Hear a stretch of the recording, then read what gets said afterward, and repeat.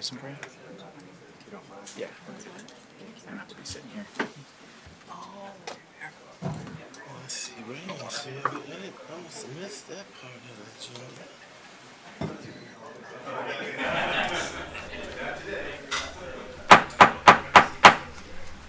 Good evening, good folks, and welcome to the City of Muskegon City Commission General Session for this Tuesday, July 21st of 2020, July 25th of 2023.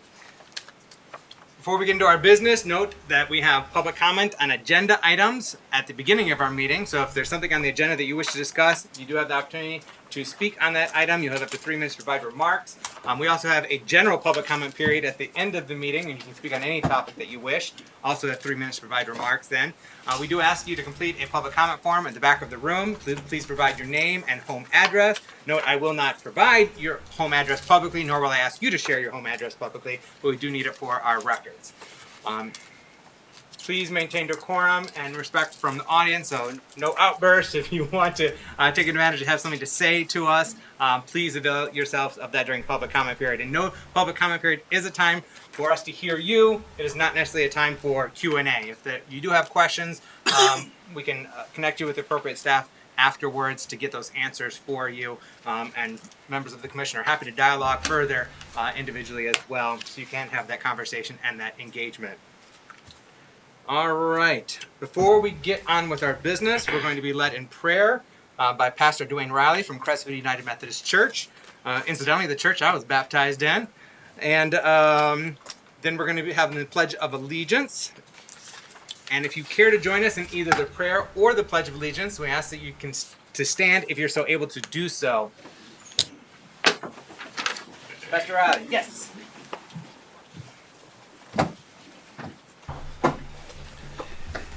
Every head bowed, every eye closed. God, we come thank you on today. We thank you for this opportunity to come in oneness and unity at this meeting. We ask that you allow us to handle this meeting with decency and in order. We thank you for clarity and understanding. We just thank you for your direction, and we just thank you in Jesus' name. Amen. I pledge allegiance to the flag of the United States of America and to the republic for which it stands, one nation, under God, indivisible, with liberty and justice for all. Thank you, Pastor. All right, may we have roll call, please? Mayor Johnson? Here. Commissioner Hood? Here. Commissioner Ramsey? Absent. Vice Mayor German? Here. Commissioner Gorman? Absent. Commissioner Emery? Here. Commissioner St. Clair? Here. All right, we have quorum. We can proceed with business. Before we get on with business, as well as public comment on agenda items, we do have a couple honors awards and presentations to address, and we have Emily Morgenstern with our community police coordinator. Do some recognition and honors. Yeah, good Welcome. evening. The police department and the entire city tonight would like to recognize David Ramos, Alexander Smith, Alex Neer, and Kevin Kaiser for their efforts in supporting the city's new community bus. This spring, David Ramos graciously donated one of his shuttle buses to the police department, and the outside of the bus was given a makeover thanks to the creative minds of Alexander Smith and Alexander Neer, who are students at Muskegon Community College working on their Associate of Arts and Science in Graphic Design under the instruction of Kevin Kaiser. Their creativity skills capture the essence of our city and will be displayed throughout our neighborhoods at various community engagement events. Currently, the Department of Public Safety is excited to be using the bus right now for pop-up parties in each of our neighborhoods and as an opportunity to allow for positive interaction between residents and law enforcement. The bus will also continue to be used by other departments as a community engagement tool to better engage with our residents. So if you guys would like to come up here.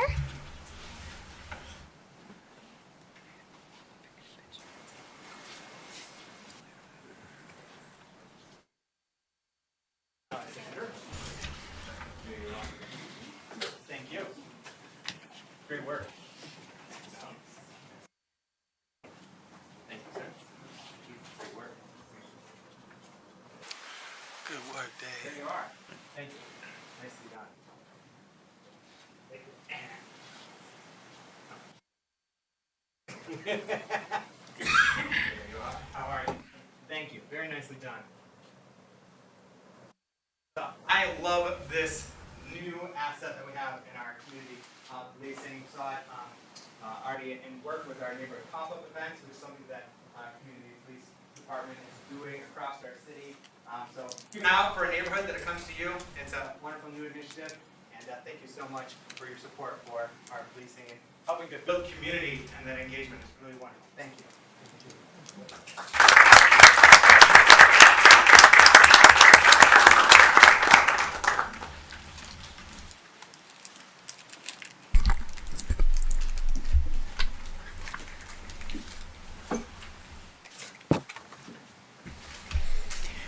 Different seeing you from the podium there, Mr. I Manager. moved. I was stealthy in that one.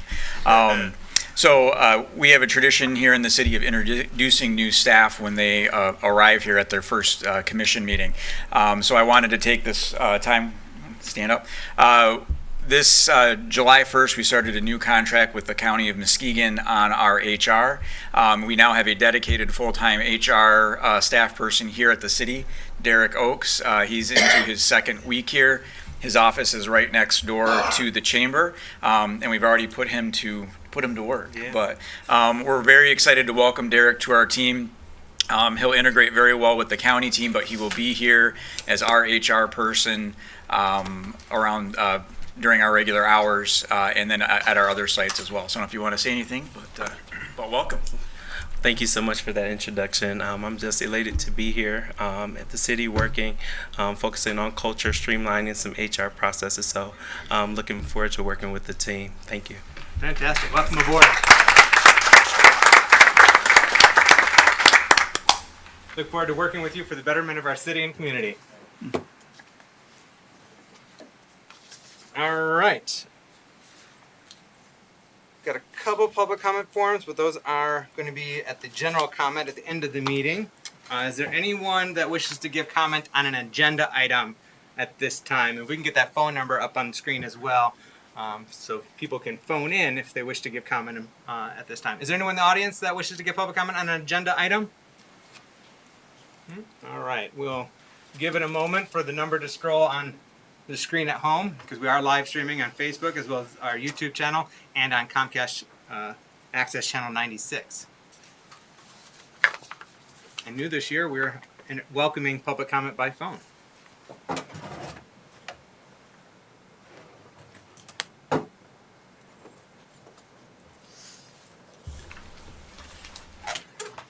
While we're giving that another moment, I just want to let commissioners know with regard to the consent agenda.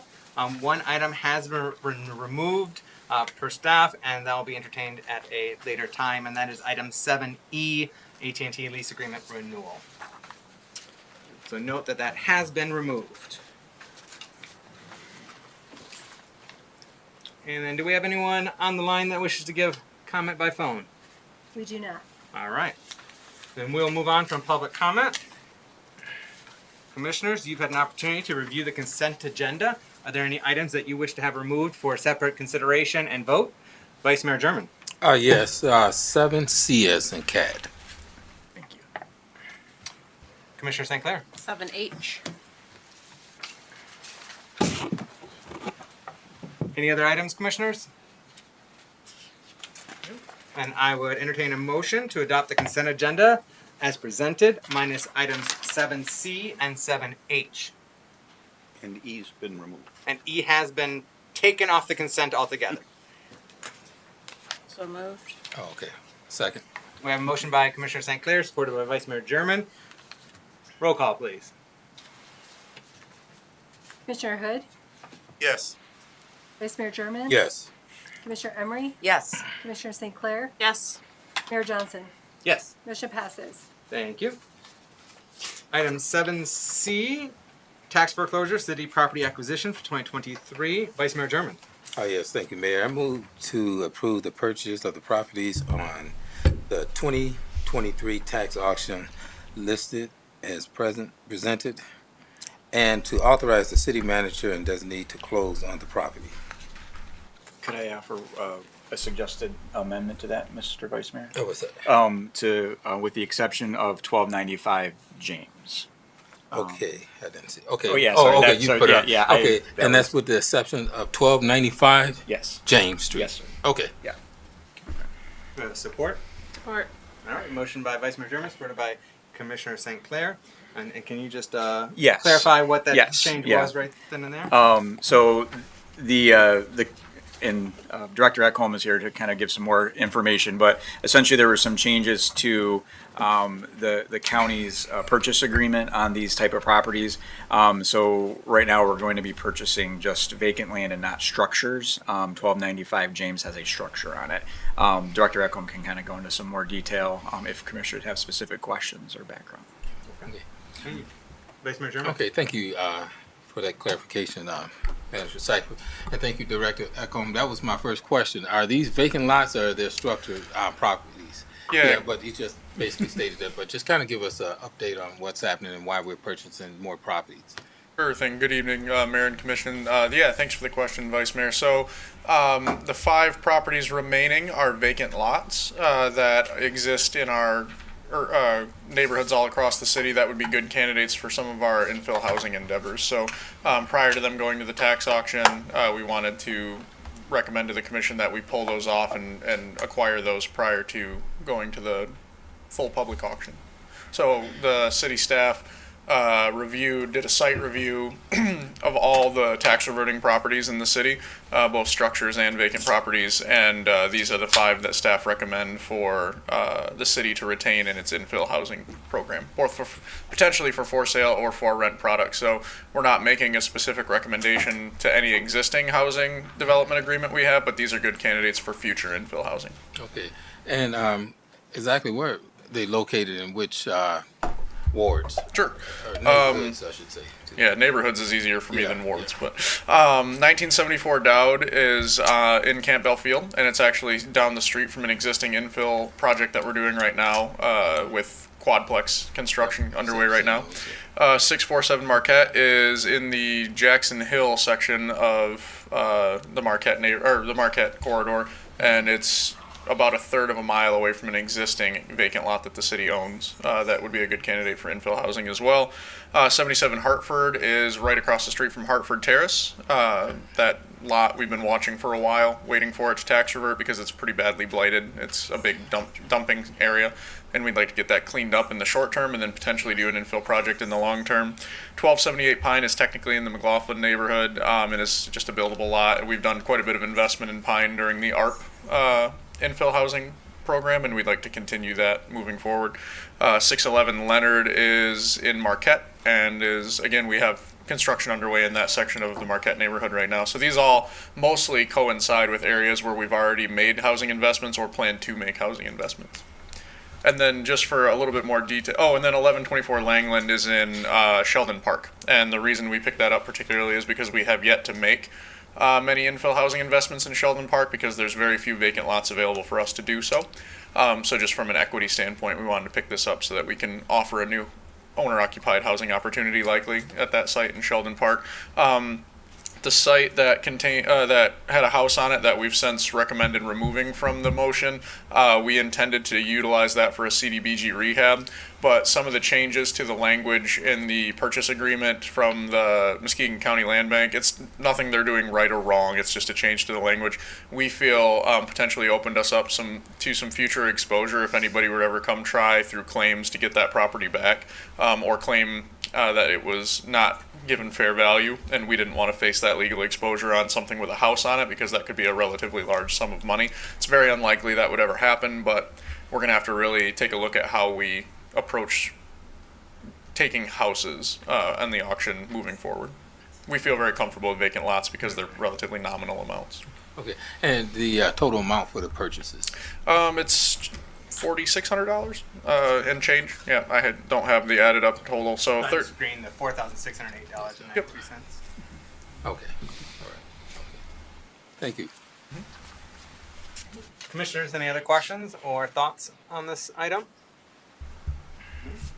Thank you, Director Ekholm. Thank you. Thank you, Vice Mayor German. Yep, thanks. All right, roll call, please.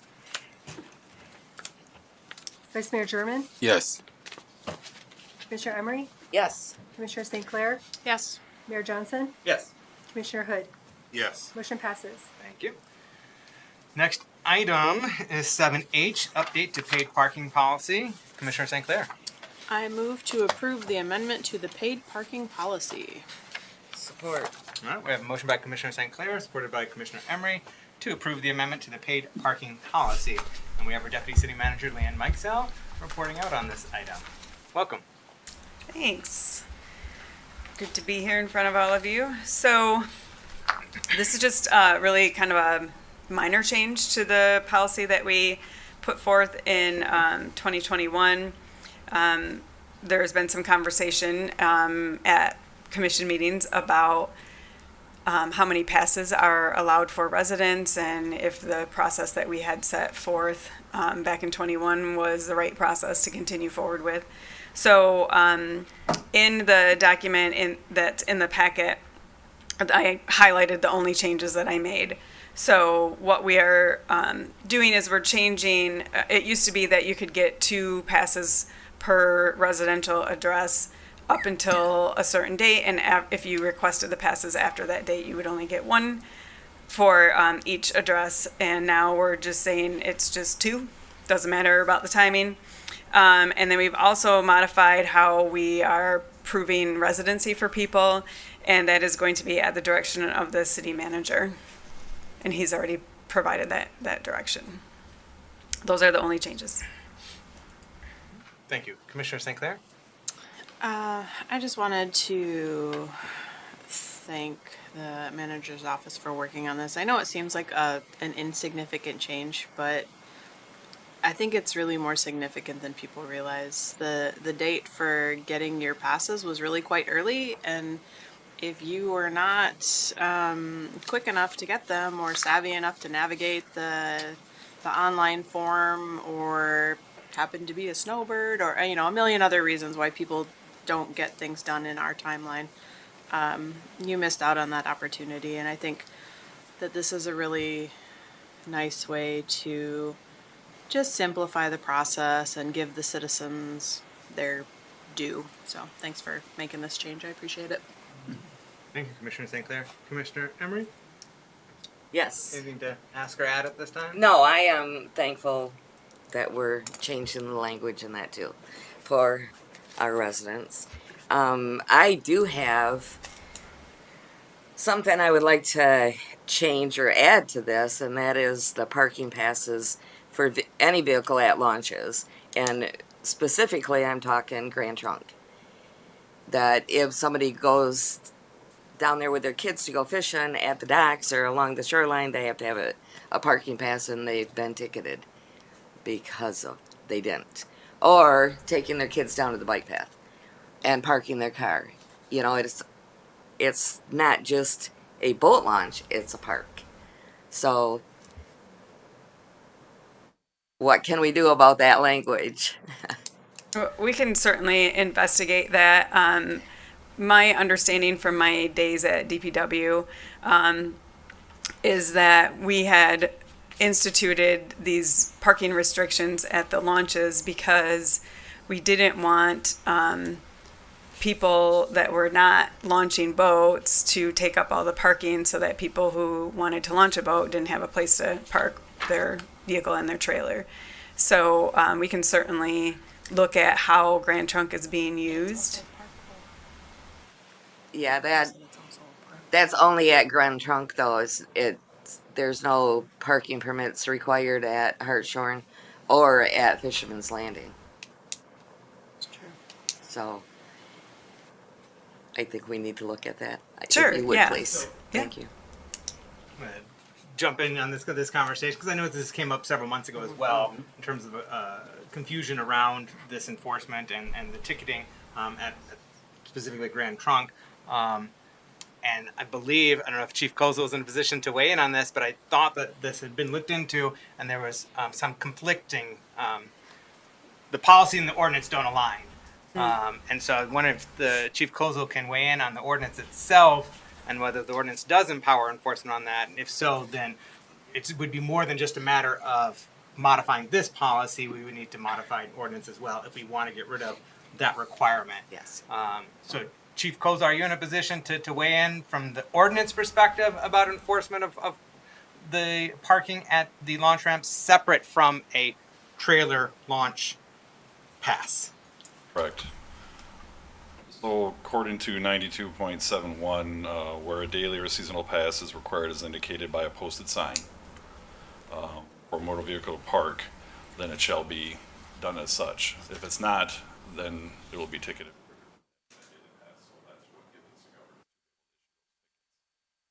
Posted, pay at kiosk or pay for it. So other ones I'm not as familiar with. I think Julie might be as familiar with those outside of Grand Trunk if they're posted or not posted. But we would only ticket if it is posted under this section of the ordinance. So if I'm understanding that correctly, is the way the ordinance is currently written, administration could put up paid parking signs anywhere in the city, and then that would then be incumbent upon you have to pay to park there. Okay. I think that needs to be modified because Yes. I don't think that was the commission's expectation that management could just unilaterally decide where to put paid parking at. We had expected certain locations. So I think we may need to revisit, I think we will need to revisit that ordinance so there's a little bit more specificity unless there's another clause somewhere that delineates where the expected paid parking is at. It's where motor vehicles allowed to park. Okay. Is what it says here, and I can delve into it a little bit further, but it is pretty lengthy, that area, but it just says if it has to have a pass, either a daily or seasonal. Okay. So if there's a sign. If it's signed. If it's for signed, that. yeah. Which it is presently at Grand Trunk. Right. Which is why our parking enforcement has been enforcing as such. I see she's gotten up. I don't know if there's something that you'd like to add or give additional context to. And if you could just provide your name. Parisian. Well, Just wanted to talk about Grand Trunk. My enforcement officers go in there, and the only time somebody gets a ticket is that they don't have either the day pass or the beach pass. That's the only time they're issuing tickets out there. They want to use the beach pass to park in Grand Trunk, Cottage Grove, Fisherman's Landing. So they are not getting tickets unless they don't have one of those things.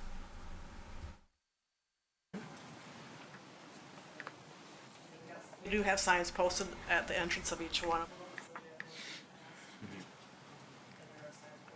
Some of them too that say this at the exact same. As far as Grand Trunk is beneficial, that's what's happening at Grand Trunk. okay. Thank you for the insights into enforcement. All right. So I don't necessarily think this is something that we may be able to resolve tonight. I mean, if the commission has an appetite to discuss it, although because we are discussing amending this policy, but it could require changes to the ordinance as well. So perhaps this is better suited for a future conversation, and staff can be better prepared to speak to this particular aspects of the policy and the ordinance, and then we can dig into it then. But it's your pleasure, commissioners. Yes. I want staff to know, or yeah. So you'd like this to be brought back at a future meeting? Yes, absolutely. Mr. Manager? So we've got a LPC meeting in 2. Oh, it's going to be back. Okay. So We might be able to fit it on yeah, there. okay. If not, we can look to a work Okay. session. But we might be able to fit it into the LPC. Okay. Because I think there are a couple carryover items. Plus, I know I've added an item. So. And I added an item. And so I think we're already at 4 items at the LPC meeting. So if we have room, we might be able to add this to the LPC, our Legislative Policy Committee meeting, where you may have to bring it to a work session. Okay. Yeah. Yes. But we will revisit this. Do you, I'm trying to think. So for our August work session, those items are due on Thursday. I mean, if it's really, we can talk about it. Maybe we can even get something for our next work session. So. Okay. Yeah. And then there was one other thing that I would just like some added language or advocating for additional language, and it's up to the commission's pleasure whether or not to add that language, particularly the people that made the motion and supporting motion. That's basically just indicating, because the addition is the proof of residency process will be per the direction of the city manager through an administrative directive to staff. And I would just like some language to indicate that that proof of residency parameters or its process is posted in relevant sections of our website. Just making sure that whatever policy he's creating, or whomever the city manager is creating with regard to residency, that is posted in the relevant sections of our website and made available through the departments that are handling this as well. So it's basically just about making sure the information is readily available. Yeah. So I don't. So did you have some same vein or? Wait. Oh, okay. So. Are you asking You for made the an motion? amendment? Yeah, you made the motion. You seconded the motion. Would you welcome that amendment to include? I don't know how best to word this. Okay.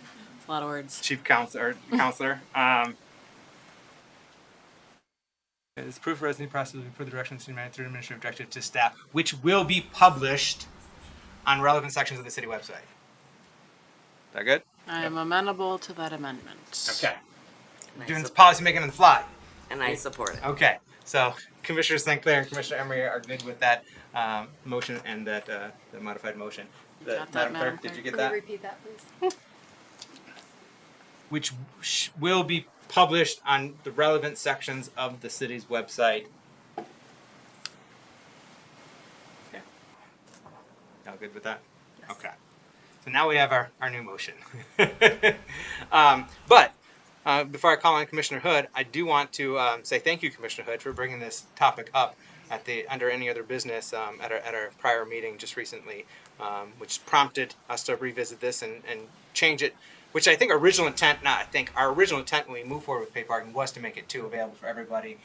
It was just changed for administrative reasons in terms of getting it off the ground and setting it up. But now I think we're all on the same page of it's best just to make 2 available year round, anytime, and we've got our processes down and working.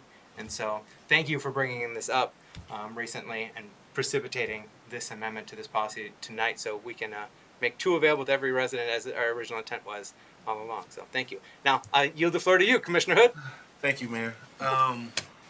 That's basically what I was going to just say. Thanks for the process, and it worked. City government, we got that thing changed, and I think it's good because it makes it easier for people. People don't got to get confused. Everybody don't pay attention to the papers or flyers that go out or whatnot, so they don't catch that information and come up here and then they get told, no, you can only get 1. Well, I'm supposed to get 2. Blah, blah, blah. But I think this is a good thing, and I appreciate all the work that everyone done. Thank you. Thank you, Commissioner Hood. Any other thoughts or questions on this change? No?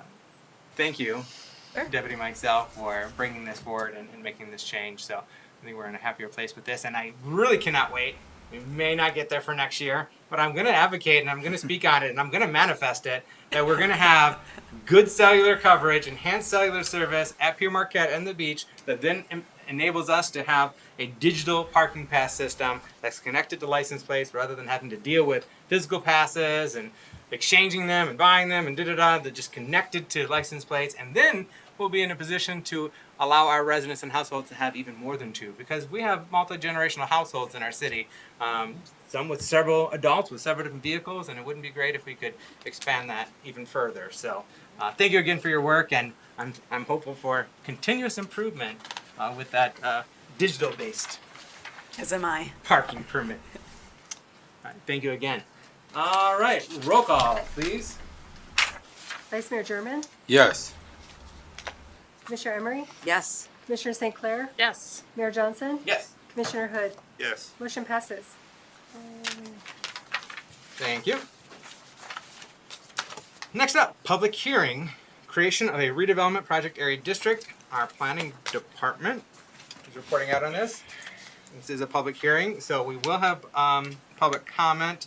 But first, we're going to get a report out from our planning manager, Mike Franzik. Welcome. Good evening. So this type of liquor license is similar to the DDA liquor licenses that we allow in our DDA district. You are allowed to pick a redevelopment area, and as long as it meets the criteria and the investment levels as mentioned in the cover sheet, then the business within that district would be eligible. It differs a little bit from the DDA liquor license because they're not required to meet the investment levels of having to have invested $75,000 within the past 5 years. So you'll see the map is very similar to our DDA map. It cuts out a small portion in the southeast corner, which is just about a block of houses that don't directly affect the investment levels. We did that just to differentiate it a little bit from the DDA, and it also makes it a lot easier on the assessor to certify that we meet those investment levels.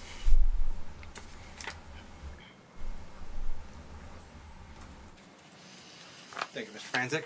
Commissioners, do you have any questions for staff at this time? Vice Mayor German. Yes, Director Francis, could you point out the exact area that you're talking about? Which end? You said the south end? Yeah. So you can see it pretty much on the easternmost border off of Apple Avenue. There's a little triangular block that we just removed. And what would be the cross area? That'd be closest to. Would that be back over there toward the Nelson end? It's, I believe, basically south of City Hall, right there, right about there. If you go south about 1 block, yep, just in that general area we took off. Just to the left there, if you go west, that block right there, or the curve. Okay. Is the clerk showing? Is it? Yep, Are right you here. This pointing is where the pointer's at. Okay. You can see the pointer? I don't see it. It's, Oh, okay, right there. Okay, yeah. blended right in. There you go. Okay. All right. Okay. So not too far from City Hall. Okay, thank you.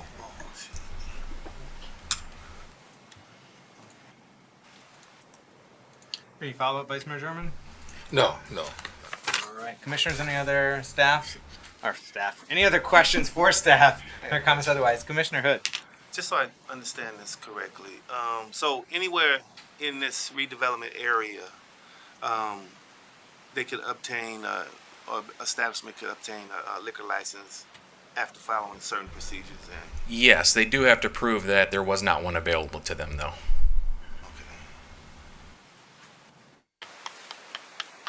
thank you. And it's we're proposing a $2,500 fee, and that's just a one-time fee, not annual. And that's what we charge for our DDA licenses.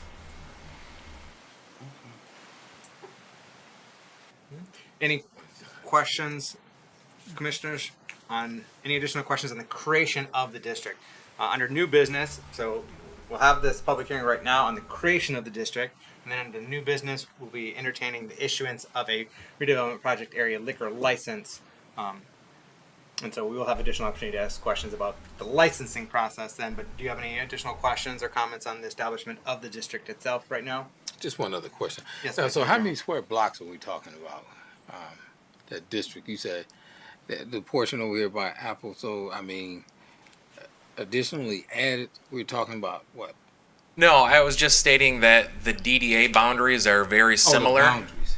So all we did is remove 1 block, about 5 parcels that were just houses, just so it differentiates from the DDA boundaries. Okay. That makes sense.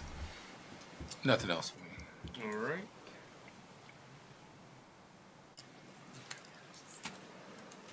All right, this is a public hearing.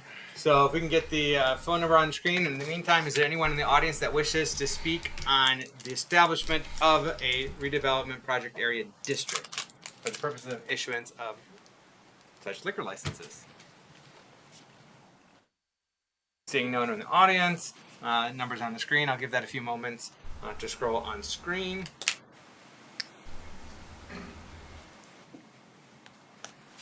Let's see.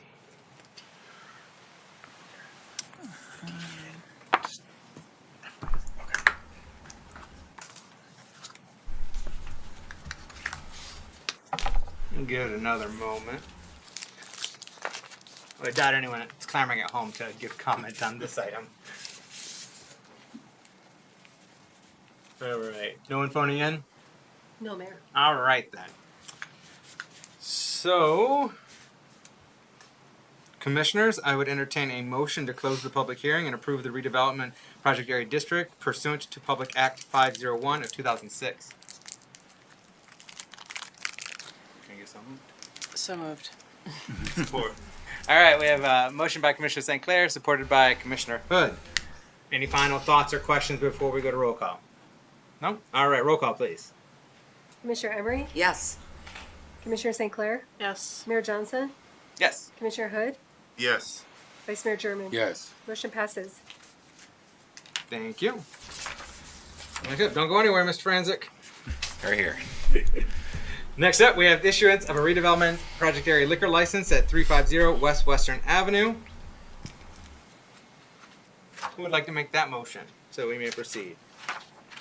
I move to approve the redevelopment liquor area license to 18th Amendment at 350 West Western Avenue. Support.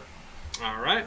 We have an amendment by Commissioner St. Clair, supported by Commissioner Hood, to approve the redevelopment project area liquor license for 18th Amendment at 350 West Western Avenue. So, Mr. Franzik, would you like to report out on this item? Yes, so now that we have the district created, any business in those boundaries can apply. 18th Amendment is applying. They would like to change the type of liquor license that they have from a distillery to a more traditional license. And I believe we have Kiernan here tonight, who is with 18th Amendment, who can share a little bit more about the project. Okay. Commissioners, before we bring up the applicant, are there any questions for staff right now on this liquor license issuance? No? All right. Kiernan, if you would come to the podium and introduce yourself and your organization. Good evening. Thank you for approving the redevelopment district. That means a lot to us, and Mike's done a lot of work for us to get that going. It's been greatly appreciated. So as I'm assuming most of you know, 18th Amendment we opened in, I think it was 2015 now. It's crazy to say, it was a long time ago. We opened as a distillery. We shortly added a small winemaker's license after that, and we've been operating as that since. And then obviously COVID hit. That was hard on the entire food and hospitality industry. And since then we've seen the cost of labor rise, the cost of produce, ingredients, everything that goes into what makes our products, the bottles, the actual booze, everything that goes into it. And it's become extremely challenging to upkeep with those costs and keep staff on. And we've kind of done all the analysis we could do, and we've decided that the best way for us to move forward is to reapply for a new liquor license, which would be that standard Class C through the redevelopment area.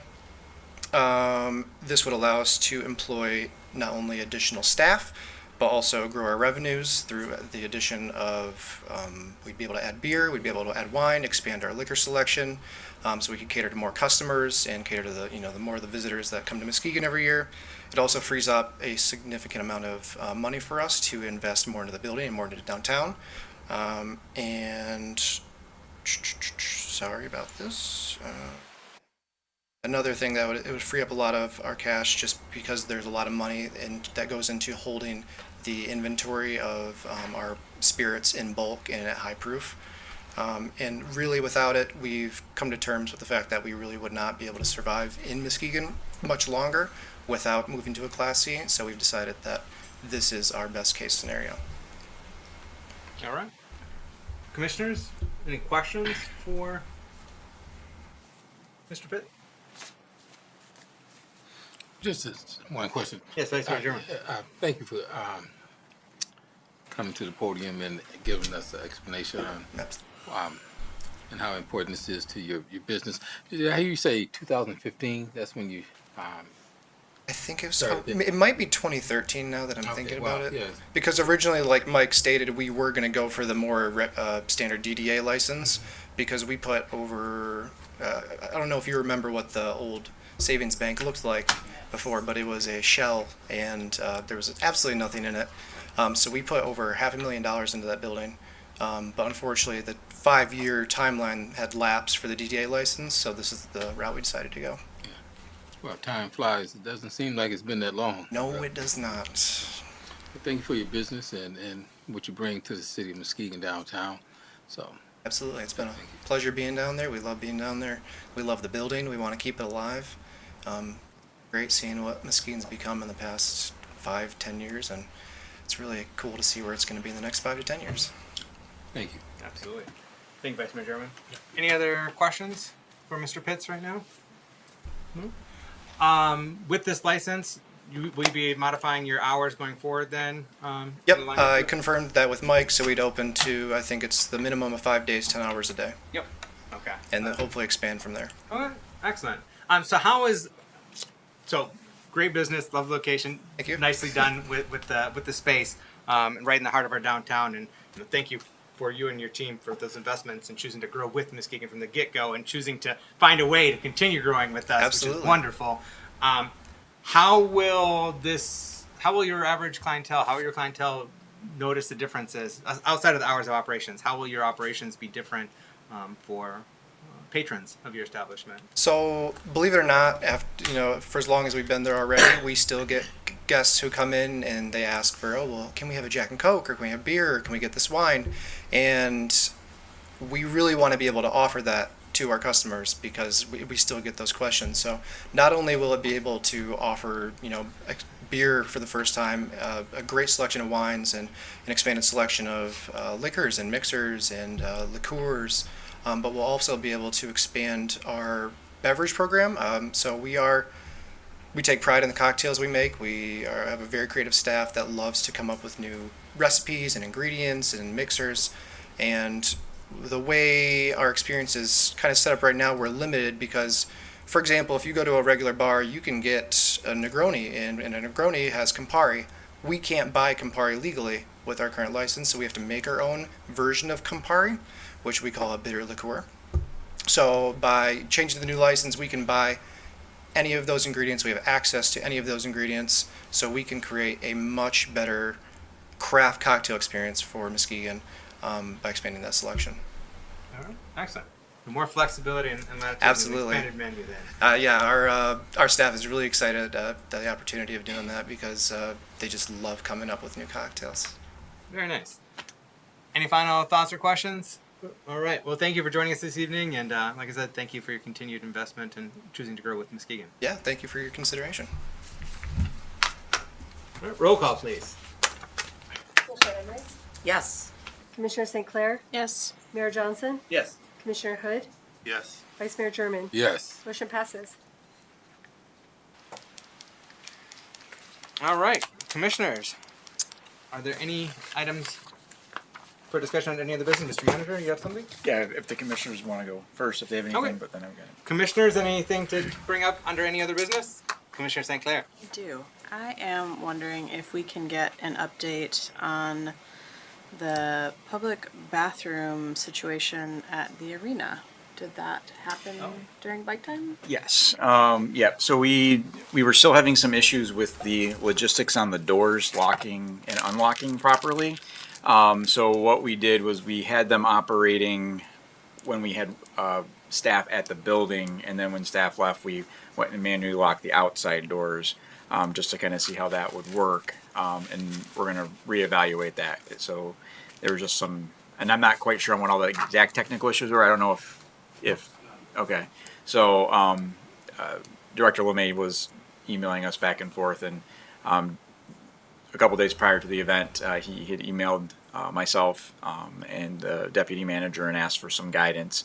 And that was my guidance, was that once the staff left, to lock it, just so that we didn't have any issues with people getting into the arena when we didn't have folks there.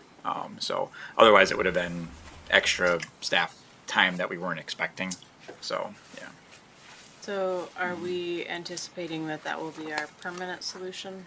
No, no. The permanent solution will be making sure that the locking system works the way it's supposed to, so that way we can have the bathrooms open during those events in the evening hours. So we just weren't quite ready for prime time. Right. yet. Yeah. It Got was, it. and we were concerned that if it didn't go well, It so would badly. yeah, it would go bad. So Okay, thank you. Yes. That's all I wanted to know. Thank you, Commissioner St. Clair. Are there any other items for any other business? No? All right, Mr. Manager?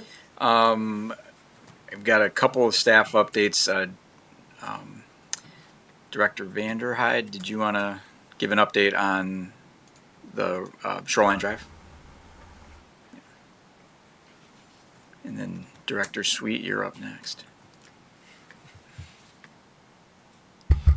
Evening, Mayor, Commissioners. So the update on Shoreline Drive is we staged the devices over the last couple days, which means we brought the equipment out to put in place the second phase of the pilot. We're still working out some final logistics with MDOT, and so we expect it will be about a week before we have their authorization to move those items out into the roadway and begin restricting the traffic there. So that's where things stand today.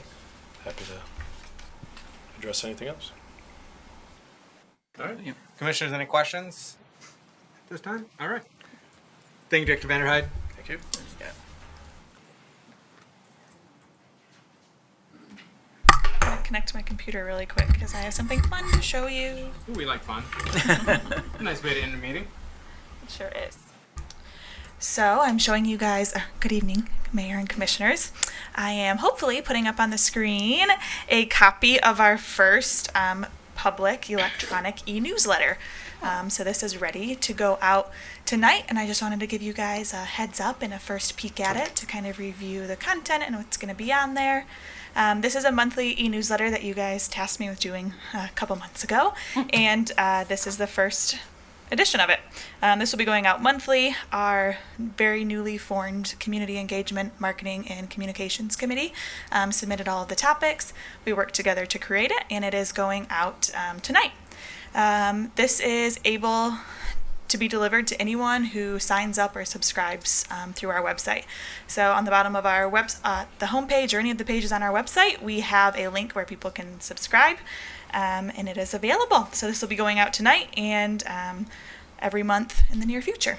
In addition to that, just as a reminder, we are going to be doing a print e-newsletter, or a print newsletter as well. We're still finalizing which months that'll go out each year, but you guys can expect that obviously before December of this year. Just as a reminder, I just don't want anyone to forget about it. We also have our Connect Muskegon hub up and running. We have roughly 10 to 12 projects on here, including what Director Vanderhyde just spoke about is the Shoreline Drive pilot project. And there is a lot of information on this page that I encourage everyone here to go through and read and make sure we're all on the same page, and direct citizens there as well. Again, that is also linked on the top of our homepage. Questions, thoughts, comments? Great. Questions? I'm just going to give one.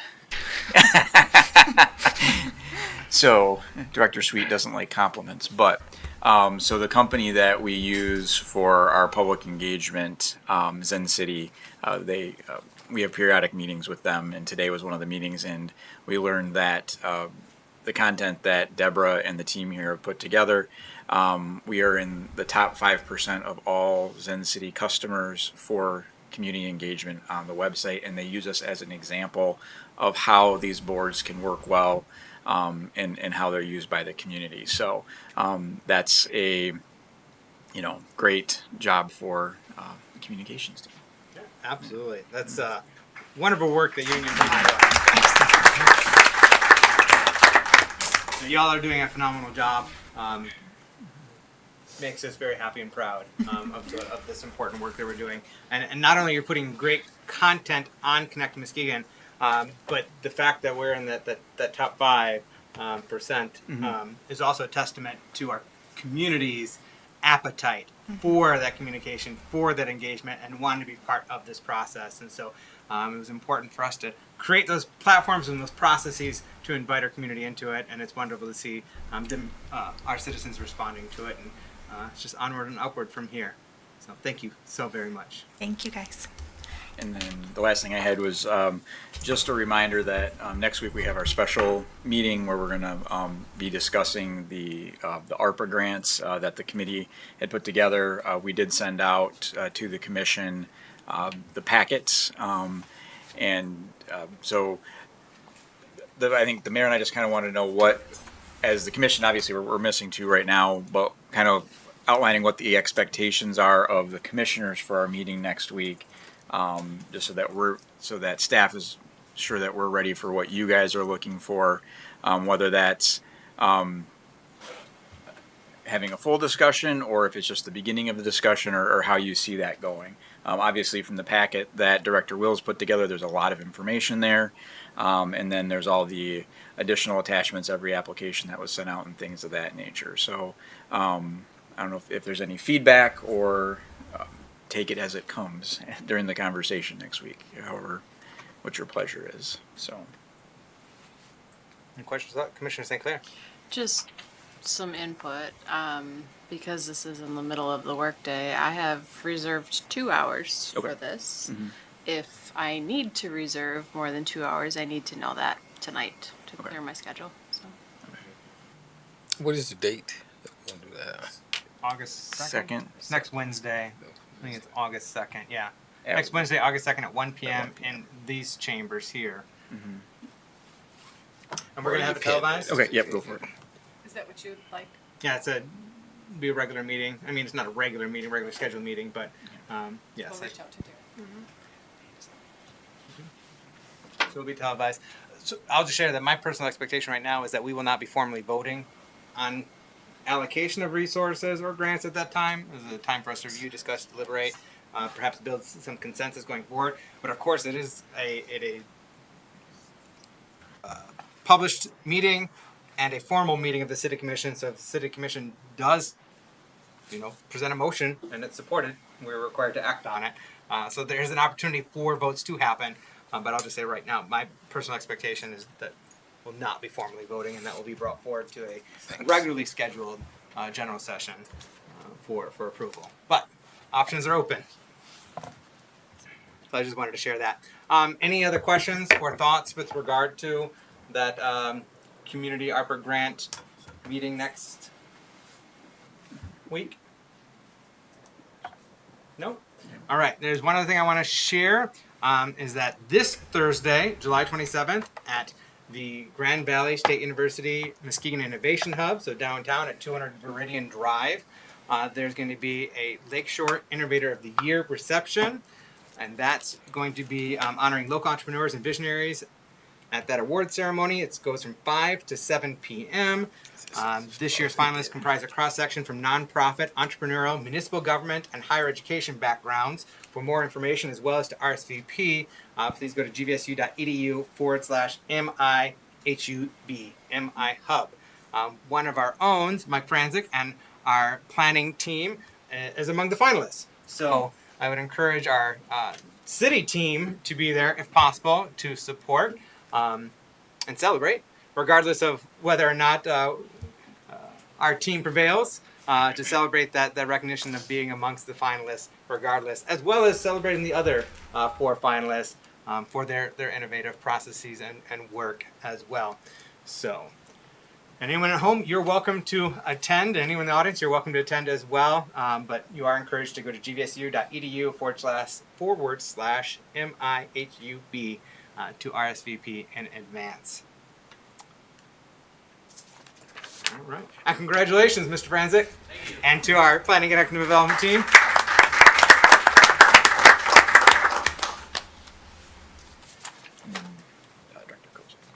And Chief Kozel, Public Safety Director Tim Kozel. Appreciate just a couple minutes. Just wanted to update you on something that we've been working on diligently. On April 11th of this year, the Michigan automatic clean slate legislation took effect. That really had a trickle-down effect. The local courts then notify us of any misdemeanor conviction of local residents punishable by not more than 92 days have automatically been set aside. That's after a period of 7 years. That also includes a handful of felonies. Our first batch that came through from our local court included 25,000 names. What that does for us is then we need to go each line by line and pull them up and go into our record management system and then put those records as non-public. So if you can imagine the time that takes, then I can't remember if it's the 11th of the month, we'll get another batch. Out of that first batch, we're able to whittle it down to 15,000, and we're still working on it, and then we just got another batch of 5,000 after that. So our records, kudos to our record staff, kudos to Amy Smiley, my administrative secretary. They're working diligently on this to make certain that all public records that are associated with individuals that have had their records set aside won't be public. So I just want to make you aware of this huge undertaking by our staff. Any questions on that? Thank you for that update and the extensive work, and it's administratively taxing to process, but it's worthwhile and is very much appreciated. Commissioners, do you have any questions about that process or thoughts you'd like to share? All right. Thank you again. Oh, yes, Commissioner Hood. These the records that are set aside, misdemeanors, and are those high court misdemeanors also? And some felonies, yes. Some felonies. Yes. What type of felonies would those be? He just didn't tell me the type. They just said there's a handful. I will say this, when I went to the CJIS meeting last Friday, they said as of now, there's over 800,000 individuals in the state of Michigan that have had convictions set aside, and there's 200,000 people that have their records actually clear because of this new law. Which is very helpful, as you well know, having misdemeanor convictions set aside, trying to get a job, things that might have happened in your younger years. So we're working diligently. Yeah, it's very important. I mean, people are surprised that you can be denied employment, you can be denied housing. There are a number of different issues that complicate life with these things hanging out on your records. Yeah, just one more thing. Yeah, especially with those high court misdemeanors, because they're looked at as felonies, and a lot of people take that plea bargain that they plea down from a felony 20 years down to 90-day misdemeanor, and they think, oh, I just got a misdemeanor, but it's a high court, and that stops them from getting jobs. So I think that's a good deal. Thank you. I appreciate the time. Thank you, Director Kozel. Appreciate the good work. All right. Yes. I have one more announcement that we do have an election on August 8th. Oh, yes. So it is coming up. It's a little different this time because it's only going to be in Ward 2 and Ward 4. So only half of our city is actually going to have an election, which can be a little confusing for some. So that is people that vote usually in ward or in precincts 5, 6, and 7 which would be Smith Ryerson and then City Hall. And those people who live in the west side are the ones that are going to be voting, and it will be to narrow the field of. We have 3 candidates in those areas that we will be narrowing it down to 2 candidates that will be then moving on into the November election, and we just want them to know that. And also, we will not be having a meeting on August 8th. We'll be doing everything on August 7th because this is a precinct in this room right here. It's a good reminder. Yes, that yes. we do not have a general session that evening. That is correct. So folks show up to the work session / general session. That's right. That's right. And absentee ballots are available right now in our office. And can you share, how else people can vote? They can do absentee. They can stop into your office, get an absentee.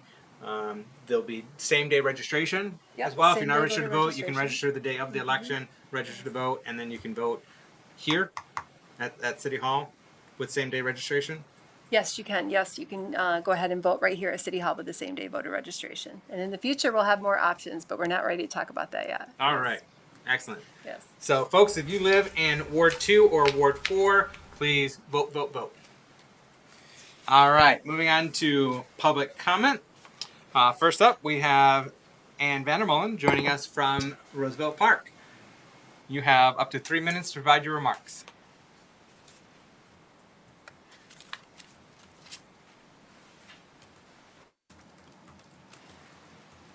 Sorry, my back is killing me. I just want to demonstrate what Tracy Lorenz did to me, did to my body 9 years ago. I don't know who in this city, in this community, gave him the thought that he could run around town saying he's the most powerful man in Muskegon. But I think it's a danger to this community for people to build people up. Dancing with the Local Stars, to take pictures of our county prosecutor with people who have who are alleged abusers. And so I joked with Tracy. I had an affair with him. I apologized for that. I joked with him about another man the day before he did this, so maybe that's why he did it. I tried to forgive Tracy. We texted from 2020 to 2022, and he called me too, and I tried to forgive him. And, but let me show you. And I've asked, please don't take me to an insane asylum. This is what he did to me. I'll try to convey it.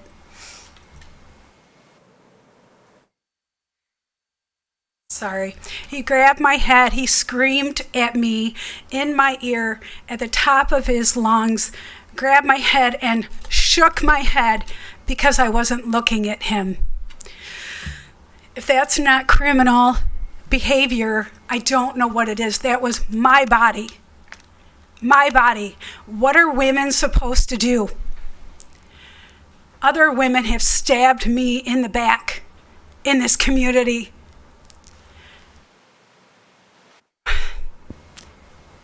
I don't know what to say. How are women supposed to fight back? In other countries, we are still stoned. We do not have the right to speak out against men like Tracy Lorenz.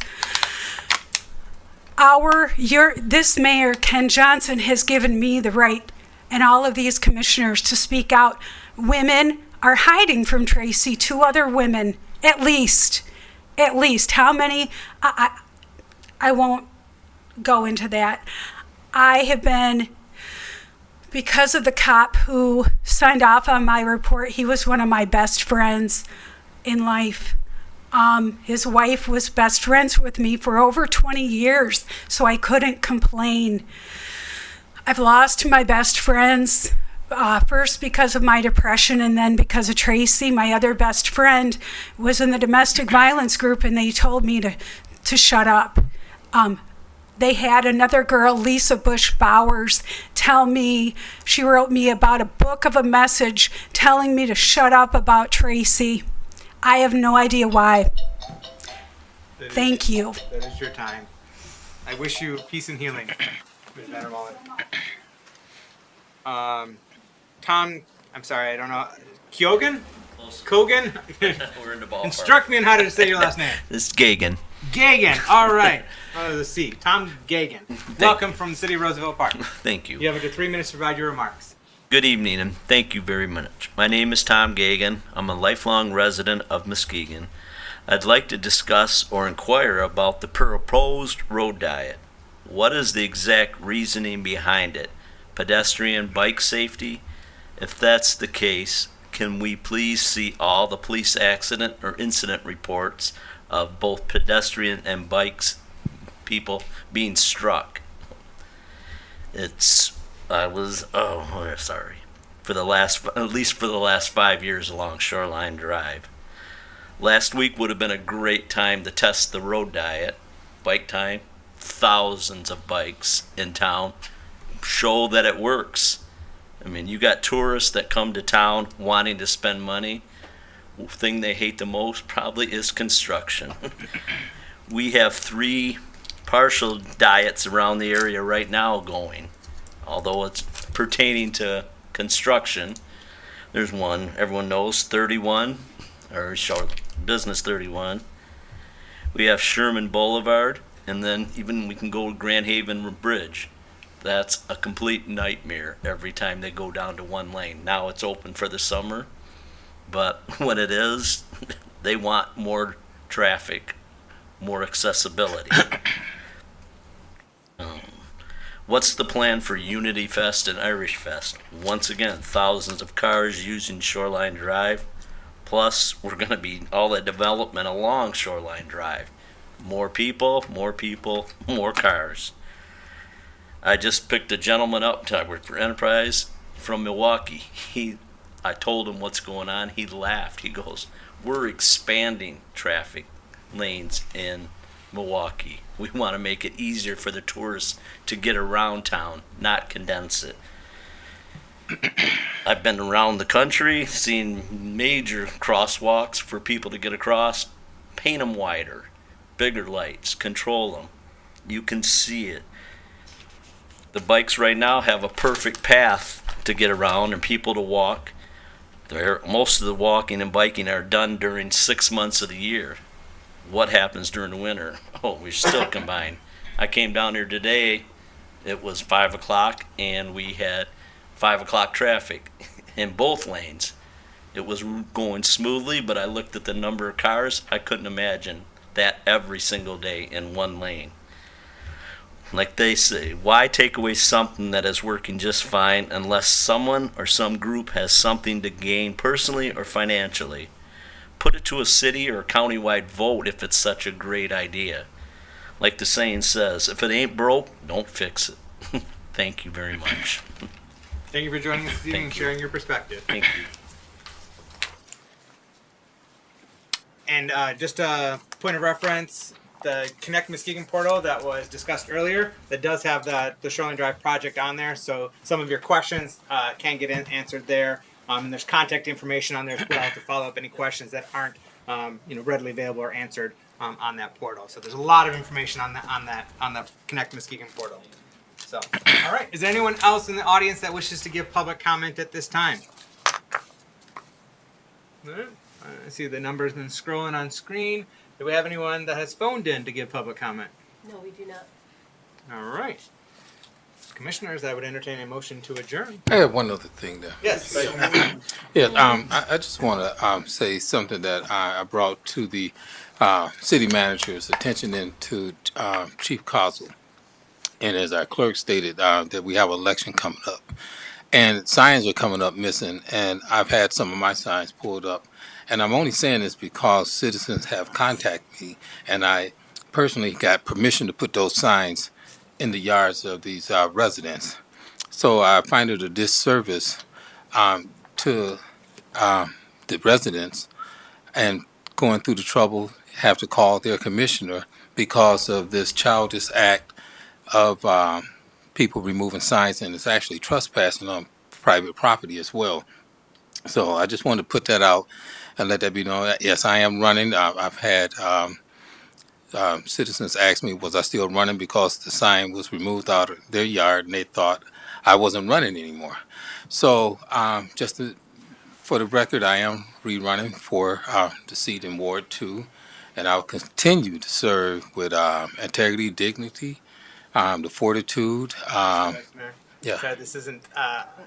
We Yeah. be careful about politicking at the dais. Well, I mean, I'm not trying to politic, but I just wanted to bring that to the attention. No, I appreciate that. And we'll I just want cut it down. I make sure understand. that we're Yeah. sensitive Yeah. about politicking Right. at the dais. Right. Yeah. So, but yeah, and I think the city manager and chief for addressing that as well. Yeah, nobody should be trespassing or vandalizing anybody's properties. I had something to add. You're about to adjourn, or you have something else to No, add? I just want to just jump in. tap Yes. into what Vice Mayor Jeremy said. Yeah, this kind of thing, it goes on every election. Somebody's pulling up signs. And I think they should just leave the signs alone. Yeah. I don't even think they're doing it because they don't like you. I just think they're just going around doing it. Yeah. Some people do that. So hopefully they can get caught. Yeah.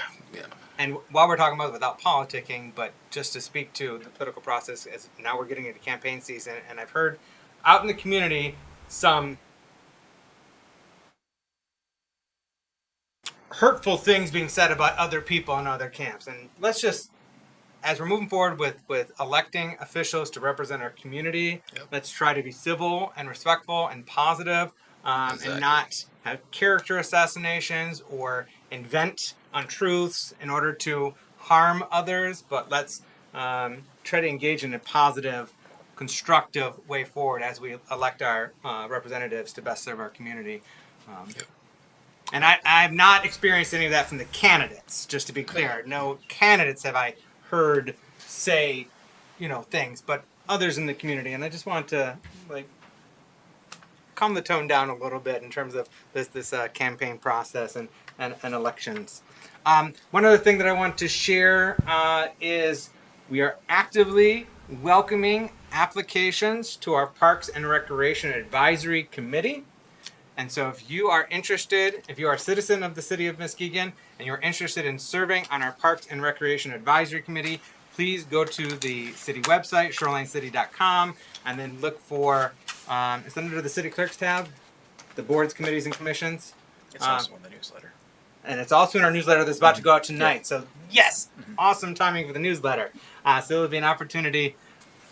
Could you perhaps bring it on screen, if you wouldn't mind, so folks at home, when they can see directly, we can demonstrate how to get to that application. And so we are going to be appointing residents from our city, 2 residents from each ward. There are 4 wards.